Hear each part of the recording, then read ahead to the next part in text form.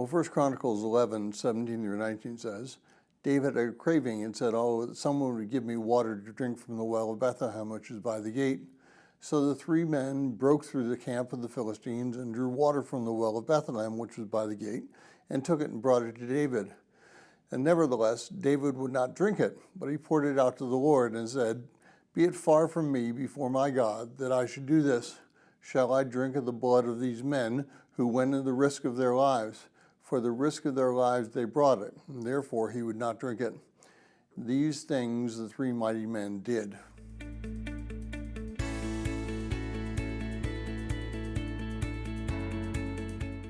Well, if you're joining us in reading through this 90-day reading plan, today's reading is 1 Chronicles 11:1-20, and I encourage you to read that passage. Well, it takes time to learn how to be a leader.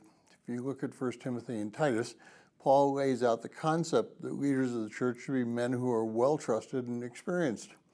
As a matter of fact, in 1 Timothy 3:6, Paul writes concerning the leaders that they should be seasoned. He says, "And not a new convert, that they will not become conceited and fall into condemnation incurred by the devil." And the reason for this is that new leaders make dumb mistakes. Well, David expressed a desire to drink water from Bethlehem.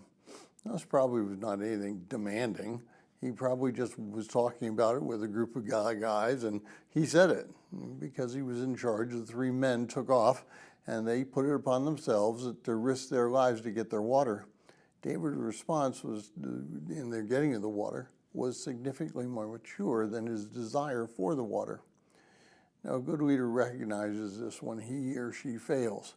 And in that recognition, they make an attempt to make it right. And David did exactly that. He certainly praised the men who went for the water, but he did not drink the water because he recognized that his simple desire meant that someone would take it upon themselves to attempt to fulfill that desire at the risk of their own lives. David learned an invaluable lesson. Well, I was reading the other day about leadership in one of the chaplain's manuals from the Civil Air Patrol. It said this: "Good leaders are made from great followers." And that's incredibly true. If you learn how to follow, you learn how other people lead. You will then learn from their examples, both good and bad. Then when you become a leader, you will not make as many dumb mistakes.